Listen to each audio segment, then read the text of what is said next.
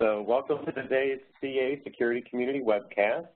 Today we have Jim Taylor from CA's Product Management, who's going to talk to us about a new product pre-launch update here, the CA Adaptive Authentication Service. So Jim, with that, I'm going to turn it over to you. Great, thanks, and welcome everybody. Good morning, good afternoon, wherever you might be located. As we said, what we want to do is talk to you about a project that we're working on right now for a new service, a new set of capabilities, new product that is upcoming, and that would be our Adaptive Authentication product. So I'm not sure if I have the control to advance slides or if someone else does. Jim, I'm turning that over to you right now. Awesome. And you should be able to go ahead and advance.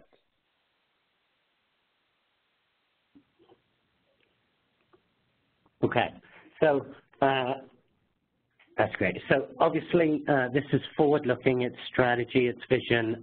There is a disclaimer that we have to share obviously up front. This is not a commitment. This is us sharing information and looking to gain feedback on a direction that we would like to take. So please don't take this as a committed deliverable with dates and features and specific things. So having got that out of the way, what I wanted to do today was just cover some general market trends, talk specifically about authentication, get some information and some feedback from those of you on the call,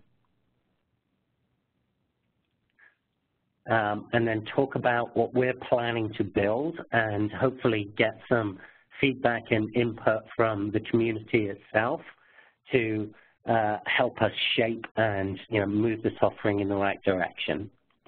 So in terms of broad market trends, I'm sorry, was there a question? No? Okay, good. Let me keep going. So in terms of broad market trends, one of the things that we're obviously seeing is that the landscape, not just around identity and access, but in general, is changing. We all know that things are moving to the cloud, and when we say cloud, we mean, SaaS services, software as a service, people hosting both applications, infrastructure, and identity and access solutions on infrastructure as a service, so in places like Azure, Amazon, those kinds of things. So we know that the landscape is very dynamic, but that's not where we started. If we look back at the way solutions used to be presented, particularly identity and access management used to be basically an on-prem solution. It was a set of enterprise software that was deployed in the enterprise. It tended to protect on-premise applications. Life was a lot simpler then. It was much easier to manage those applications and services and things that you wanted to provide identity and access to because they were contained within your environment, within your network boundary, physically within your data centers. Those solutions tended to be highly customizable. A lot of customers, a lot of people wanted to take those solutions and adapt them to things like their business process, their approval workflows, the way that the company had, set themselves up in terms of managing access requests, all of those kinds of things. So we tended to have, enterprise solutions that were deployed on-prem, that were very highly customized. There was usually a lot of coding and a lot of work in terms of customizing those solutions to meet what the customer's needs were. Organizations tended to absorb fairly high costs in terms of configuring, maintaining, doing upgrades, doing lifecycle management, doing the initial customizations with those solutions. And, the risk was relatively reduced because you were managing an environment or a landscape that you had control of. Everything was contained within your network boundary, within your physical enterprise, those kinds of things. So that's where identity and access management really started.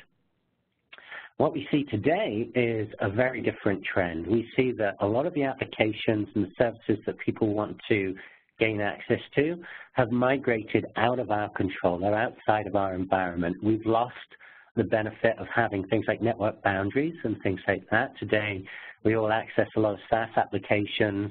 We have critical corporate data like CRM systems, payroll systems, HR systems. Pretty much anything can exist pretty much anywhere. It could still be hosted. It could be still on-prem and contained within my enterprise. It could be me consuming a SaaS service, or it could be me hosting something on infrastructure as a service in the cloud, like Amazon or Azure. And more often than not, what we find customers telling us is that it's a combination of all of the above. They still have some on-premise applications, they're consuming some SaaS services, and they're moving to infrastructure as a service and hosting some things there. So companies are really kind of dealing with this very complex environment, this hybrid environment, where anything can be anywhere, but I still have the same challenges around security and identity and access. So what we're seeing is the customers in the market is moving towards much thinner or much smaller footprint of identity and access on-prem.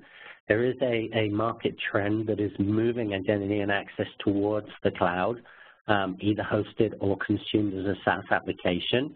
And so now not just the applications and the things that we're trying to manage are in multiple different places, but the identity and access management solutions that we use to manage them are also in multiple places. They're also in different locations.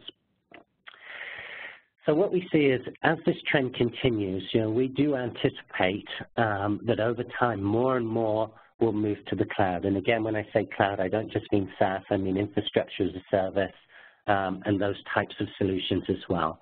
We do see that there is a significant trend of customers who are wanting to move their identity and access management solutions and consume more of those types of solutions from a cloud base. So, the rise of the identity and access SaaS vendors is becoming, very, very significant in the marketplace. We see a lot of significant growth in that area of the market, and a lot of the customers that we talk to tell us the same things. We don't anticipate, or certainly not in the short or the near term, that on-prem will disappear or dissolve, in anytime soon. We do anticipate that there will always be some kind of a footprint on-prem or within the existing enterprise. But generally speaking, from an identity and access management perspective, we do see that it's most likely that companies are going to want to manage that from a single solution. So the trend will reverse. Identity and access will become a SaaS solution over time, and for different companies. For some companies, that may be a reality today. For other companies, that may be 10, 15 years out. It may, they may never reach that point. But we do see the point or the trend where the majority of identity and access will certainly be a cloud-in operation. So hopefully, in terms of setting some context, that just resonates with people. From the CA perspective, we obviously, want to provide solutions that meet those customer needs. So what we're actually working on is effectively a SaaS platform, a security SaaS platform, that's both modular and integrated, that allows customers to take advantage of best-of-breed functional solutions, but also to leverage those solutions as a platform when they're pre-integrated together. We see that needs to be, very easy to use, very easy to consume, and, we see that customers want to consume that as a SaaS platform. That doesn't mean we're, moving away from our on-premise products. We anticipate that this hybrid world that we live in will continue for a very significant amount of time. And so, our vision is that over time, as we build out our capabilities in SaaS, those capabilities need to integrate with our current on-prem products. The cloud services need to be able to reach into the enterprise and leverage some of the existing investment, some of the policy, some of the security infrastructure that our customers have been investing in for a very long time now and want to be able to leverage. So our vision is to build out a new SaaS platform to expose all of the identity and access management functionality over time. We actually already started and launched last year CA Identity Service, which is our single sign-on and provisioning capabilities. So we now have that as an integrated solution that will integrate and work with the on-premise CA products, CA single sign-on, CA Advanced Authentication, those products, and we'll provide that hybrid effective platform of being able to leverage a cloud service to do things like manage SaaS applications, manage applications in infrastructure as a service, while maintaining that on-prem capability for managing those enterprise applications. So we really are, looking towards the hybrid solution as meeting the current challenge and the current need. Over time, we plan to build that service out and add additional capabilities that are both modular but provide additional value when they're integrated. So the service that I want to spend most of my time focusing on today will be our risk-based authentication service. That will be the second service that we will launch on the platform, but we do intend to build this platform out to be a comprehensive identity and access solution. So we will be adding things like identity governance, complete user provisioning, threat analytics, privileged access management, those additional identity and access capabilities that we have today as a SaaS service that will work in an integrated hybrid model. So that's the general kind of market overview. That's the view of the world that we see. That's what, when we look out, we see happening in the market. So I wanted to share that perspective with you. Because I think that gives context for what I want to talk about next and what I want to focus on today, which is really the challenge in authentication. So we've seen a very significant shift in the authentication market. We've seen with the advent of things like Google Authenticator, all of the issues we all see every day in the newspapers, on the news, breaches happening everywhere, that authentication and managing that authentication has become a very kind of front of mind or top of mind topic. When we talk to most of our customers, what they're asking us is, these basic questions. How do I create an experience that's not only convenient and frictionless for my users? User experience has become critical and key in the authentication space, and I'll give you a concrete example of this. We can all apply a policy that says we need a long, complex password with upper and lower characters and, uppercase, lowercase, special characters. We have to change that password every 30 days, which is great, but doesn't work for most of our users. It's not a convenient experience.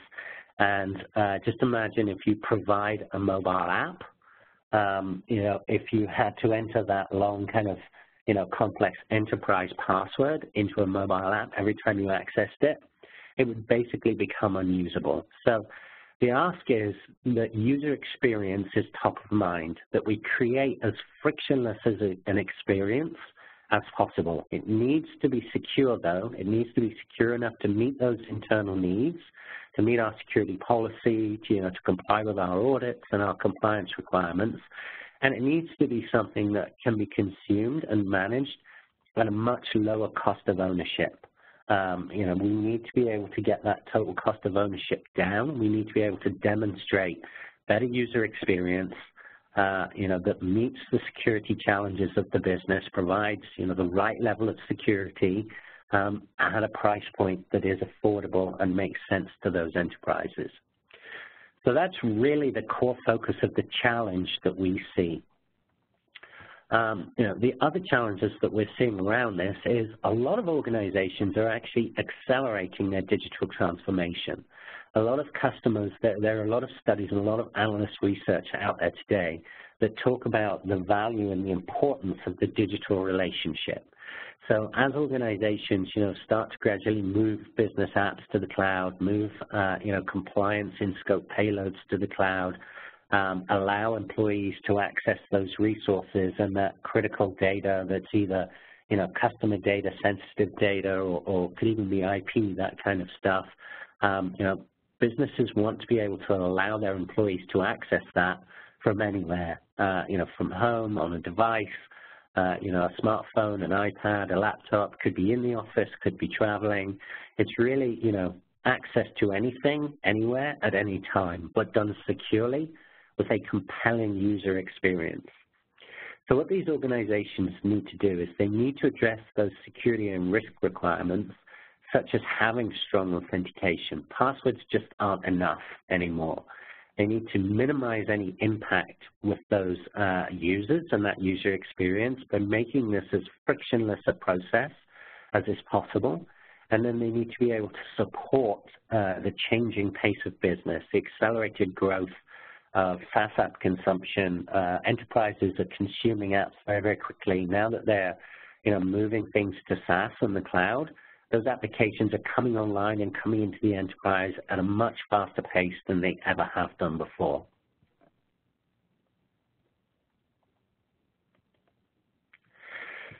So, fundamental authentication question, and there's a quote at the bottom of this slide that was provided to us by the Forrester analyst, that was Anders Schau and Merritt Maxim, and that was that 56% of enterprises plan to move away from passwords in the next 36 months. So wholly no more passwords, enterprises wanting to move to a passwordless solution. So how are we planning on managing that? So the fundamental question is, traditional mechanism is passwords, but users and companies want to move away from passwords because they're easily compromised, they're often reused for several applications, they provide a particularly bad user experience when you put them in the context of, I need to use my enterprise password to access an app on the device. You can get around that by saving or storing or caching that password in the application, thereby removing all of the security that you have, meaning that anybody can get in that has access to that device. We also see challenges for organizations in managing those passwords. There's a constant need for those passwords to be reset, particularly for things that are infrequently used. So, perhaps a service that you don't log on to very often, the vacation booking system or something like that that's not day-to-day, that you're not accessing all the time. More often than not, when users come to use those applications that they're not using all that often, that requires some kind of intervention or some kind of interaction with a password reset. So that whole experience in the modern enterprise with the advent of devices and access anywhere and SaaS apps is no longer working for enterprises. It's not a sustainable model. And as things move further into the cloud, we start to consume more combined services, and we start to access things from more variety, a greater variety of devices. This problem is only going to grow. So now we're getting to the questions, the things that we want to ask you. So there is a question here, and the question appears in the polling of the WebEx. So I would ask everybody to please hit their answers, fill in those answers. How are you doing password authentication today? And the question is, what's the identity provider for your initial user ID and password? Are you using an on-premise CA SSO, SiteMinder? Are you using on-premise AD, ADFS, on-premise AD with no current federation or SAML implementer, Cloud Azure, or if not that, which other? So please answer that question now. We'd like to understand how, what is your current identity provider? Where are you authenticating to for that initial authentication? So I'll just give it a minute to let everybody answer the question.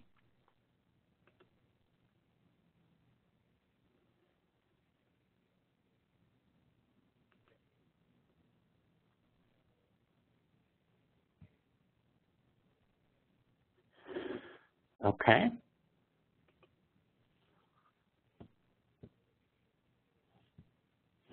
So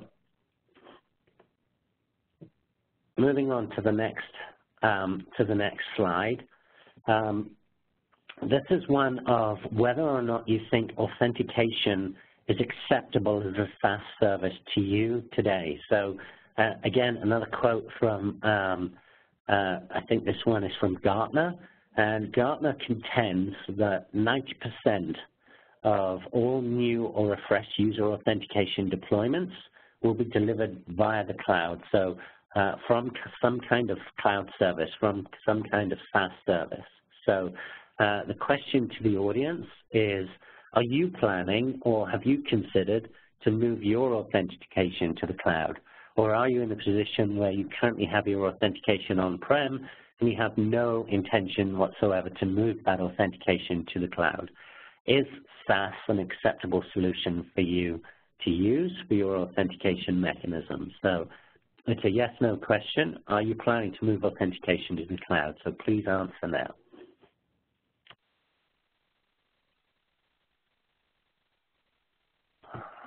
So in addition, the second part of the question, if you answered yes, please give us some indication of the timeline. Is it something that you've already done, you're already using a SaaS service, or is it something that you're planning to do within the next 1 to 2 years, 3 to 4 years, so on and so forth?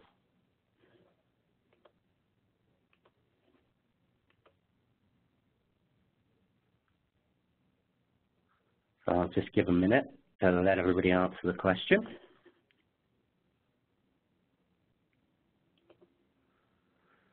Okay, so moving forward, so what if you could, from a single cloud service, do all of these things? Authenticate users via a wide array of credentials, and by that we mean using the device, using things like push from a notification service, using a one-time password over SMS, email, using biometrics, using fingerprint, eye scanners, all of those things.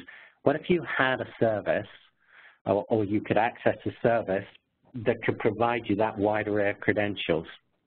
What if you could connect and use that service from basically any omni-channel mechanism? So mobile devices, mobile apps, browsers, laptops, the whole access anywhere paradigm. If you could access or have that service available to you consistently across all of the channels that you would intend to use to access access a corporate resource or some kind of service. What if that service could also secure the devices that you were using by doing device fingerprinting, be able to tell you things like the geolocation of the device, if the device has been jailbroken, transparently analyze risk based on contextual data. So this really leads to the friction or frictionless concept around an authentication.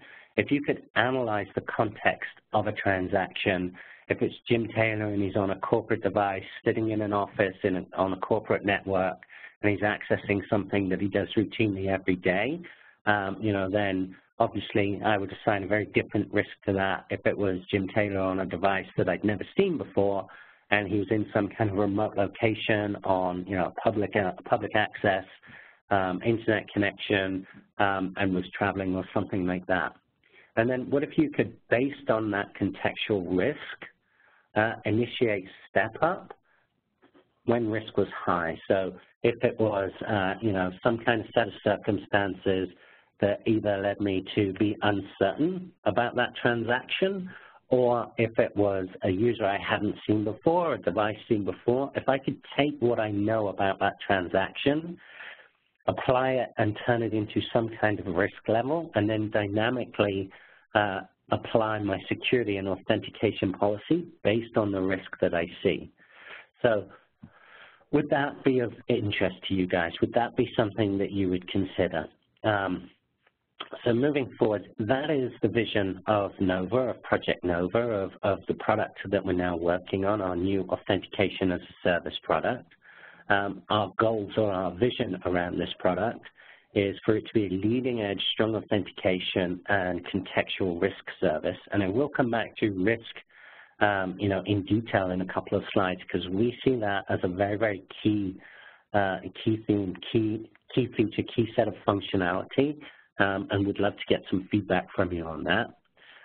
If I was able to have a single service that addressed both my enterprise and consumer scenarios, so effectively an authentication service that was a platform that was easily pluggable into things like consumer-facing apps through things like APIs and SDKs, but also serve my enterprise needs and allow me to access my enterprise applications. and had, a very simple or a very easy to use self-service configuration that really was very, very focused around the user experience. Was very, very easy to consume and had really best-in-class user experience. That is the vision of Project Nova. Based on our market views, what we see is going on, that's a solution that we believe our customers want and would like to work with us on. So given that, we see a couple of different use cases that I want to go into. The first one around B2B, business to business or business to enterprise use cases. And so, we would ask, what are the priorities for these use cases?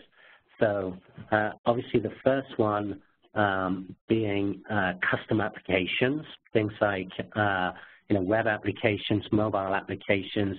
Do you have a lot of custom applications in your enterprise? Packaged on-prem apps, so existing software that's deployed in the enterprise.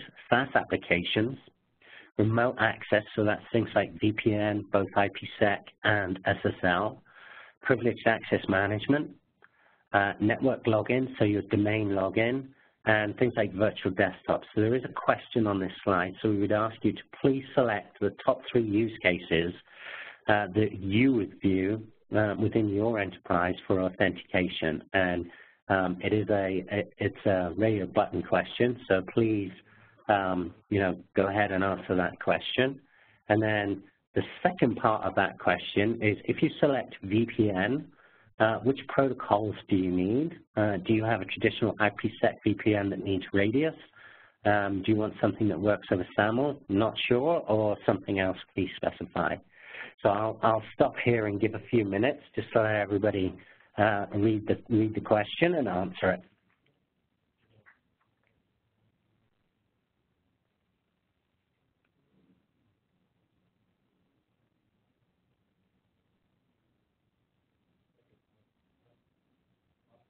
So again, on this one, please select 3. Please select your top 3.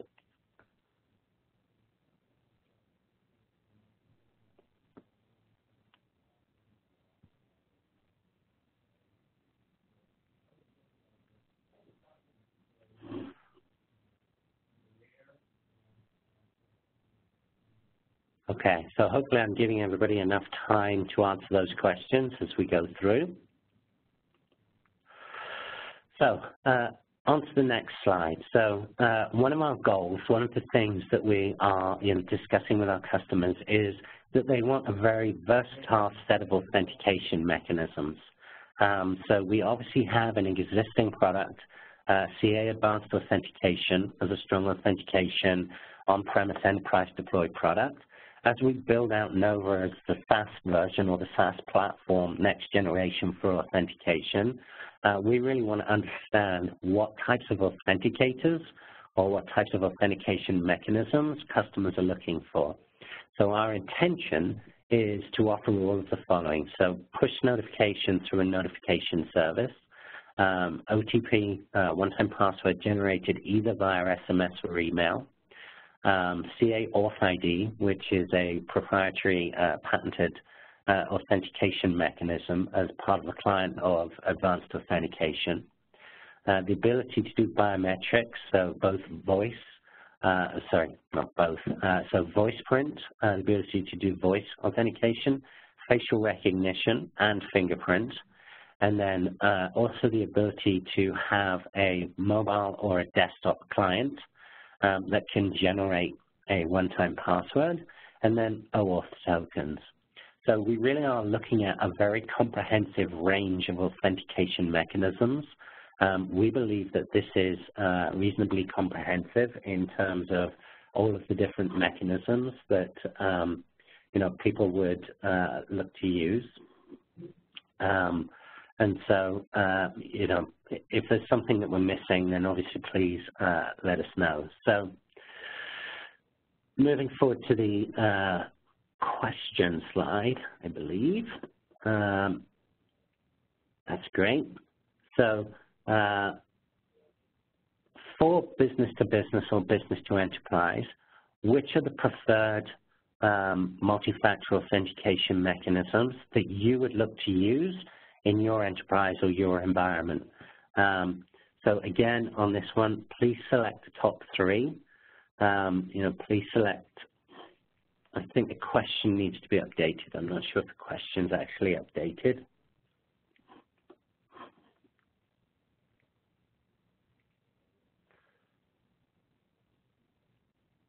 Okay. I think we used the same question as the previous slide, as slide 15. So I think we may have messed up on the question here, but that's okay. So perhaps we can figure that out and come back to this one. I think this is a question from the previous slide.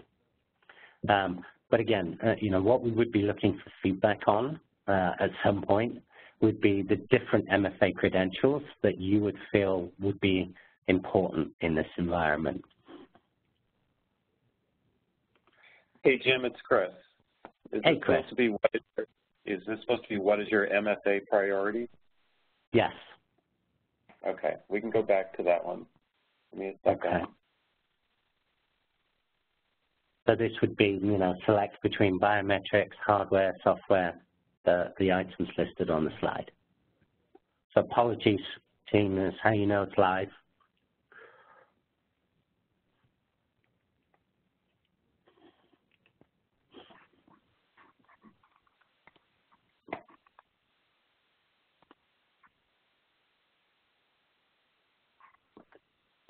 Yeah, this may not be the one you're looking for, Jim. We might need to go past this one, but this is the one that we missed. Okay, no problems. We'll go past this one, and perhaps we can figure out some other way to solicit feedback on that. So, so moving forward, I want to spend a little bit of time just talking about risk and why we see risk as being important, and we really want to get some feedback around risk itself, from you guys. So our contention is that to provide that frictionless experience, to be able to have security, where you need it, risk is critical. Understanding the context of the transaction, just like the example that I gave a little bit before, and that is, if it's me and I'm on my corporate laptop, I'm on the corporate network, I'm in a corporate office, I'm accessing something that, I access every day, it's a routine application, there's nothing unusual, about my behavior. As a company or as an entity, you can define a level of risk around that transaction. So, for us, we believe that risk is, very significant in where the authentication market will be going. To have the ability to do things like behavioral profiling, have I done this type of thing before? Is this an unusual activity? To be able to do things like device fingerprinting. Is this my corporate device?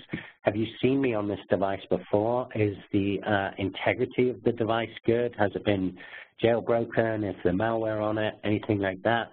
To be able to see across things like our fraud network, have I performed any fraudulent activities or anything like that before? Is there any concern around, potentially the transaction? If it was a commercial transaction, am I all of a sudden spending a very large amount of money somewhere that I wouldn't spend? And my geolocation, where am I? Where's my device? Is it where I'm expected to be? If I suddenly log on in, the New York office and then 10 minutes later log in, from one of the Eastern European, say the Romanian office or something like that, is that a problem? The transaction data, am I accessing something that's particularly sensitive? Am I, looking at customer information, financial information, that kind of stuff? And then, what's my historical pattern? So I think, our view is that if you can understand all of the context around a transaction, if you can understand the user, the device, the activities that they're doing, have they done those kinds of things before, the more information that you have, the easier it is to make a good security decision about that.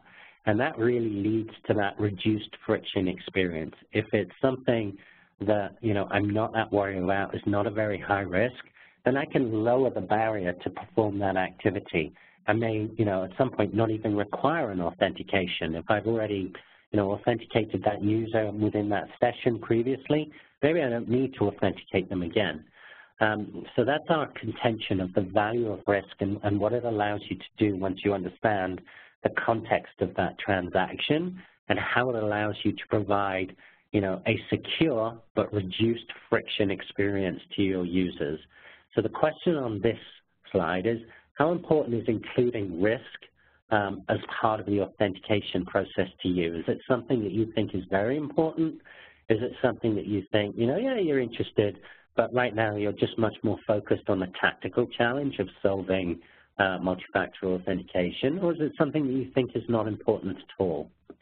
And then the second part, or the second question associated with this slide is, from the list, please pick which of the risk scenarios that you think are most important to understand in a transaction. So they're listed there. Please pick your top 3. Which factors do you believe are most important in understanding around generating good quality risk information? So I'll pause there and give everybody a chance to answer that question. Jim, I think everybody had a chance while you were talking. Okay, great.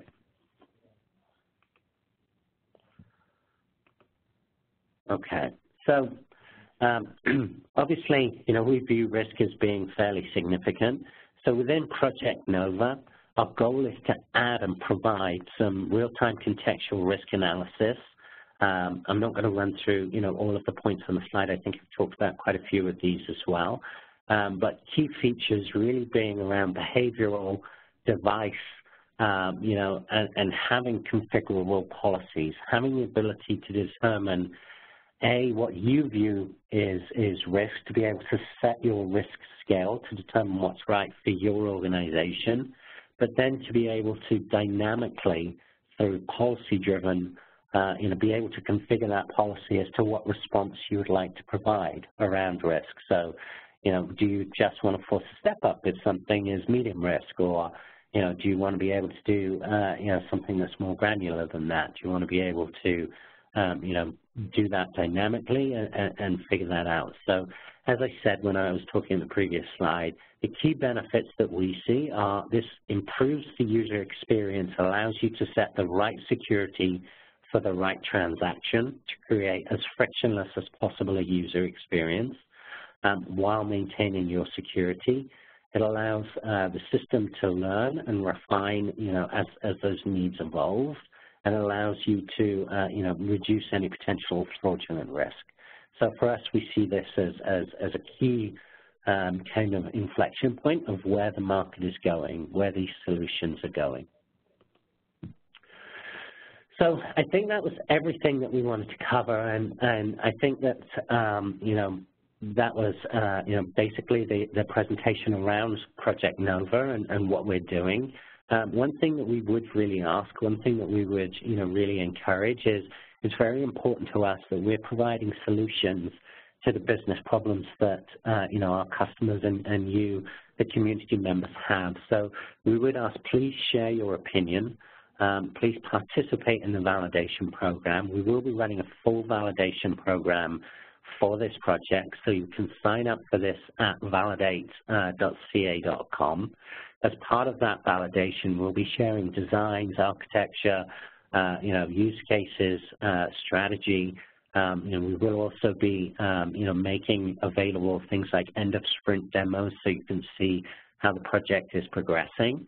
We would ask for, ongoing feedback, help us to shape, the tools and the solutions and the services that best fit, your needs, and then, hopefully participate in some trial programs. So, really what we're asking is, please help influence our priorities and designs to help us build, the right solutions for you.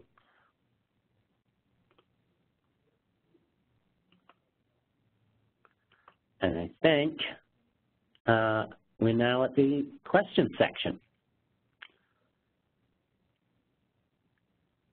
So, Chris, I'm not sure how you want to do the questions piece. Jim, I can read them off to you. From Ralph, I can answer the first question here. Are the slides available after the meeting? I believe we will be a copy of the presentation in PDF form up on the site. Is that correct, Jim, or is that something we might not be able to put up? No, absolutely. We would share these slides on the validation forum. Yeah, absolutely. Okay. And next question from Nicola. What is the difference between this project and the product Advanced Authentication? Okay, so absolutely. So we view this as, so we currently have our existing on-premise product, which is CA Advanced Authentication. CA Advanced Authentication does, as those of you who have used that product, or are customers of that product, does require, a reasonable amount of customization and configuration. Our goal with this is to be our next generation of authentication platform. We will initially be focusing around the business to enterprise use cases. We want to make this very, very simple and easy to configure. We want to do things like advance or innovate in the areas of risk over and above what we currently have available in advanced authentication. We want to be able to incorporate things like biometrics and a wider variety of authenticators into this product, and we want to make this product be a lot more, to have a much higher degree of user experience in terms of having things like self-service capability, giving users the ability to register, update, maintain their own device records, things like that, register a new phone, those kinds of things, through a very simple and easy to use portal or web-based GUI. So this really is, the evolution of, or this is planned to be our next generation of the advanced authentication product. And a lot of the work that we do here, certainly some of the work that we do here will be reflected back into that product for those customers, who want to stay with that product and want to continue to maintain, that product on-prem. So hopefully that answers the question. Great. I think so. So folks, you can ask your questions in the Q&A. I think we have another one coming in here. This is from Scott. What's there today from a behavioral analytics perspective? So Project Nova is still obviously in validation. It's not a live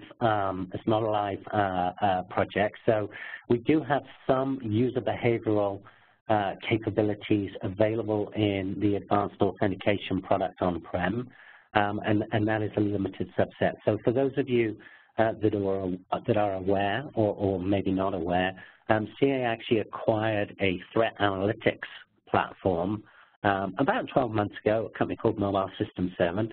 And Mobile System 7 brings to us a lot of user behavioral and threat analytic capabilities. So it gives us the ability to sustain a learning model over time. We're able to monitor things like user behavioral patterns, the way that I access apps, the times of days that I access things.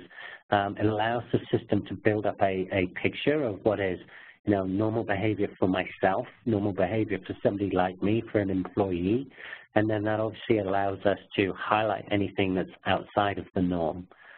So we have a lot of historical or time-based behavioral data that we can build up around patterns and apply that to both risk and the authentication platform itself. This is a set of capabilities that we're investing in heavily. We believe that AI and machine learning capabilities through an analytic process will be very important going forward. So again, I would encourage people, please participate in the validation program, and you can see what we're doing and share your opinions with us on what you think we should be doing. Okay, we've got another question here from Ralph. says, I guess I also need CA SSO, AM tool to provide federation and SSO. So the answer to that question would be this is definitely not a federation or a single sign-on product. We have, if you had CA SSO, if you were an existing user of CA SSO, then this would seamlessly integrate with that. You would be able to use this as an authentication mechanism behind your single sign-on product. We did, as I mentioned at the start of this, also launch at CA World last year, we launched our SaaS identity service, which has federation and single sign-on capabilities. So you could use either an existing enterprise single sign-on product, something like CA SSO. You could leverage the companion service, CA Identity Service, that would be available to this. But yes, this is not a federation product. It's more focused around authentication. Okay, and Mukesh asks, is there a product demo available in the validation program or in the community site? So it's something that we're building out. There are some early demos, mock-ups, wireframes, and some basic flows that are available in the validation program. As we stand this product up, as we stand this service up, then participants of the validation program will get early access and will be able to play around with this tool as we build it out. So there are some I wouldn't say the product is fully formed yet. Again, this is something that we're working on now. We're looking for customers to participate with us as we build it out. But being part of the validation program will get you all of the access to everything as we build it out. Okay, and next question here from Kaladar. Will this new cloud service work with on-prem CA API gateways coupling tightly? An example, as in before OAuth tokens and validating OAuth tokens, JWTs, question mark. Right, okay. So that's a great question with a lot of cool security jargon in it. But the answer is effectively yes, we definitely have plans to do that. So we recently, I think within the last couple of months, released an integrated version of the on-prem CA Advanced Authentication with the CA API Gateway. It's a solution that's called Rapid App Security. And what it allows you to do is effectively to use the gateway as an enforcement point. CA SSO also has capabilities of doing OAuth token generation. So all of these various systems work together. So you can use the gateway as effectively a policy enforcement point. It can be the point that APIs and things like that hit. You can take that transaction today and can pass that to Advanced Authentication, run it through the risk engine, break out the context of that transaction, and based on risk score that's generated, determine what action or policy-based action that you want to take. So that's there and is live and is available today with the on-prem products. As we build out this service, it's certainly an integration that we see as valuable and important. So we will be having that capability available in this service as well. Can't give you a timeline on that, obviously, but yes, it's there today in the existing on-prem products. It will be available in the service, as soon as we get to it. And okay, and from Nicola, you might have already touched on this. Will CA Advanced Authentication still be enhanced? Will it be, or when will it be replaced by Project Nova? Okay, that's a great question. So yes, absolutely. CA Advanced Authentication will continue to be enhanced. We're definitely not moving away from that product. We actually, I believe last week, actually just released CA Advanced Authentication version 9.0. So very significant new release of that product came out within the last week. We have a very significant and loyal customer base on that product. So our intention is not to, certainly over the short term, move away from that product. And by short term, I mean the next sort of 1 to 3 years. we will continue to release and enhance and innovate in that product. In fact, some of the innovation that we do in advanced authentication is already making its way into the NOVA project, and vice versa. Some of the NOVA innovation will be making its way into the advanced authentication project. So, we do see those two products working side by side in that hybrid environment. What I would say is we are seeing a lot more kind of larger scale consumer-facing type use cases in advanced authentication. 10s, 20s, 30s, 40 millions of users doing consumer-facing type things. We believe that that product is very well suited to that. We believe that NOVA is certainly in its initial incarnations will be more suited to the more simpler, more easier to use, better user experience for enterprise use cases. So less customization, more focused around that. But yeah, absolutely. CA Advanced Authentication 9.0 came out last week. Go check it out. It's a great release. Great. Okay, next question from user. Could you please provide more details like how this would be set up from the infrastructure side so we can get some better understanding of it and can see if the solution can be leveraged in our environment? Okay, so not 100% sure I understand that question, but let me give it a go. If I don't give you the answer specifically to the question that you're looking for, then please try again, and I'll try again also. But as a SaaS service, so this will obviously be delivered as a SaaS service, so it will be something that you would subscribe to. Once you subscribe to that, there will be some components like, for example, if you wanted to use Active Directory as your identity provider, as your core kind of source of identities for this system, then we would give you a deployable agent that just sits, inside your environment and is able to do things like authenticate against Active Directory, give you the ability to use Active Directory as your identity repository. So it would be a multi-tenant SaaS service that is primarily based around providing MFA and risk-based services. Those services could either be called via APIs, they could be incorporated into mobile applications or apps that you were developing yourselves through an SDK or calling those APIs, or could be serviced by deploying off-the-shelf tokens, things like one-time password generator that could either sit on a desktop, sit in the browser, or be an app on a device. Okay. So next question. Yeah, I think you probably covered that one. Next question from Prakar. Is the integration point with CA SSO different in this product compared with CA Risk Authentication? Are there any challenges?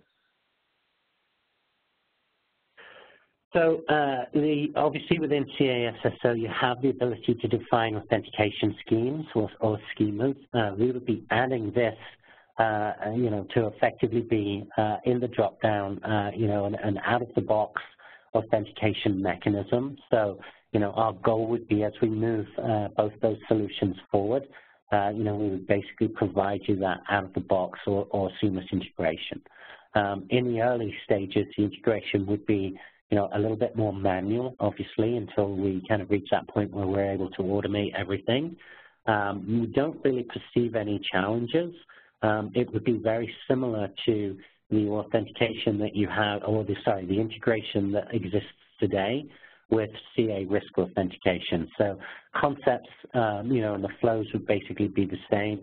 It is our goal to overall improve our cross-product integration. We would like to make it easier, and remove as much as possible any kind of manual configuration and automate those integrations. Okay, next question from Hugo.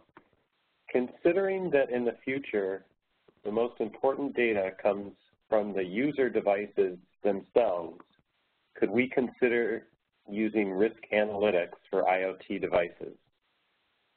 So absolutely, yes, that's definitely a set of use cases or a problem space that, we're thinking a lot about. I think, I have to be careful in answering that in terms of the IoT device itself. There are a lot of, smarter devices, for example, out there. So, things like wearables, household appliances, those kinds of things.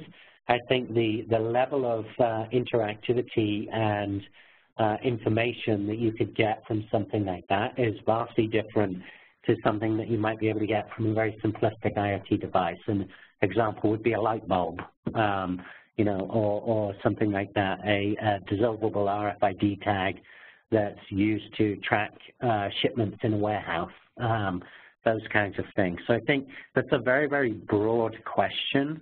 I think the amount of ability you would have to leverage things like risk and these kinds of capabilities, it's definitely there. It's definitely something that we're thinking about. But we are thinking about, certainly to begin with, the smarter end of the IoT device spectrum, if that makes sense. Okay, and this is kind of a two-part question. This is from Nimish. Will this only be hosted, or will it sell as a franchise model as well? And for hosted, is it only going to be in the U.S., or will it scale to other regions? So current plan is it would be a SaaS service, so not like an enterprise implementation, a true SaaS service. So our initial intention is that this would be something that CA would provide, would not be a franchise model in terms of, giving that code to partners. Now, that certainly doesn't mean we would exclude, working with partners who would, want to be able to leverage or resell or effectively work with this service. But think of it as a true kind of SaaS service.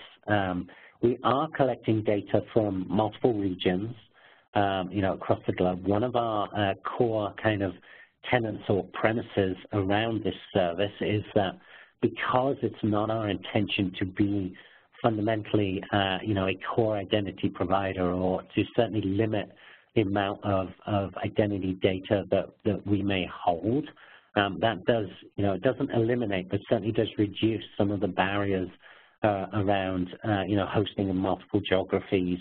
Certainly the feedback that we've received so far is that something like this would be, more accessible from single or central regions, doesn't necessarily have to be deployed in every region. It is our intention as, from just a core CA perspective and the security business unit within CA, as we build out our SaaS services, as we build out our security platform, we certainly, would like to be able to host that in multiple geographies, and multiple regions around the world. It's most likely initially going to be hosted in the U.S., and then, we would obviously, based on demand, based on opportunity, based on technical timelines, spread that out to multiple geographies over time. Okay. And what do you view as the main distinguishing differences in capabilities between Project Nova and Azure AD?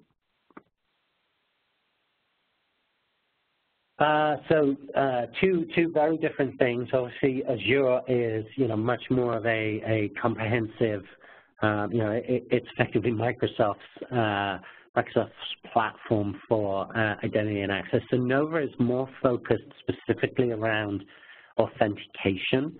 But if you take where we're going, or our strategic direction with the broader security SaaS platform, then you get into more of the identity and access management use cases, so things like single sign-on, provisioning, identity governance.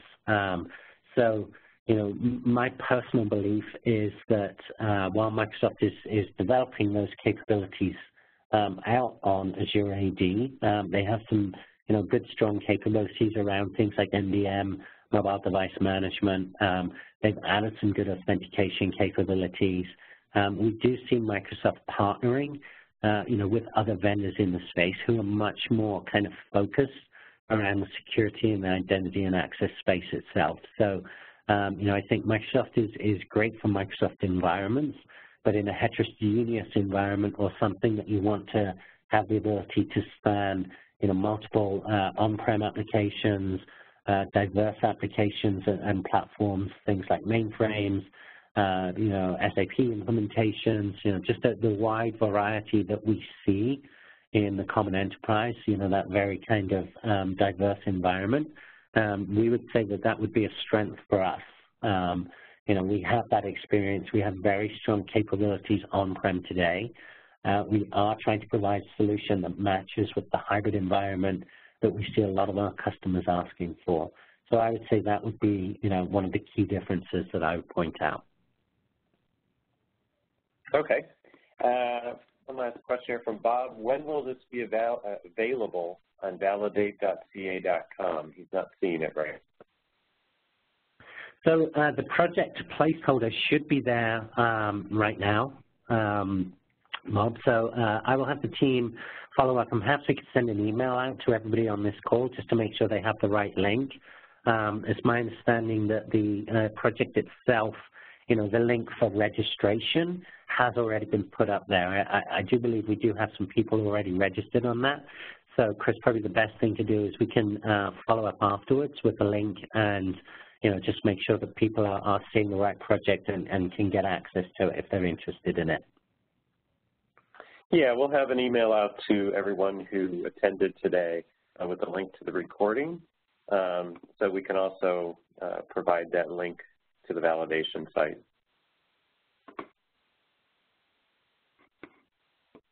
And that is it for questions at this time. Jim, if you want to go back to that slide that we missed, if folks want to quick do that last poll, we do have that available. Let me pull it up. Okay. So that was this one, which is what are the important, so the poll is now in the WebEx, so if people could please answer that. We'd be most grateful. Really appreciate you taking the time to provide the feedback. But in your business to enterprise, in your enterprise scenario, which MFA credential types are most important to you? Do you see yourself using biometrics, hardware tokens, software tokens, all of the various options? Please pick the top 3 mechanisms that you would want for your, it says top 3, but you can't pick the top 3 because it's a radio button. So please pick your top 1. If you could pick one authentication mechanism, which would be the most important to you in your environment? Oh, my apologies, folks. I set that poll up very quickly and forgot to make it multiple choice. So as Jim said, pick your top 1. We'll use that. And do we have any more questions from folks?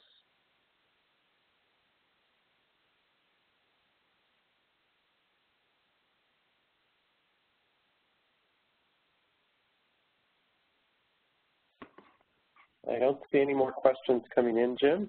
Is there anything you want to say to wrap up? No, I think we covered it again. I just want to really thank people for their participation. This is the community is vitally important for us. Really helps shape our thinking and shape our strategic direction. So again, just a final plea I would ask, please help us help you. Please guide us to solve the problems that are most important to you. Participation is critical. We pay a lot of attention to it.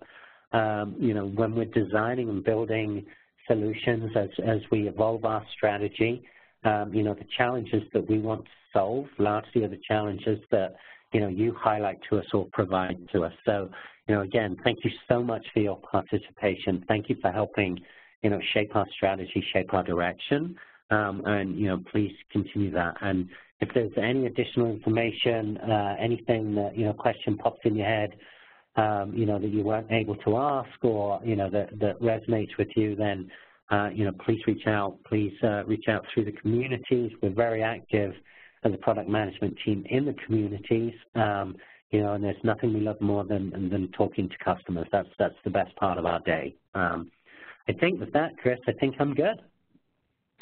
Great, Jim. There's one last question here. Just wondering if there's going to be any follow-up webcasts on this topic in the coming months. As we start to really kind of double down and build this out, then there will be a lot of information that will be shared through the validation forums. Because obviously this is net new innovation and, you know, it's not a real product at this point. It's something that we're working on and building out.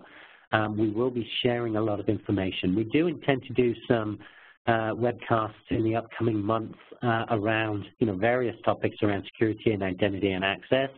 Certainly authentication will be one of them, but very specific details to this project will really be driven through that validation site, that validation process. Great. Well, thanks again. Thank you everyone for participating today. And with that, we'll give some time back to everybody. Have a great rest of your day, everyone. Thank you.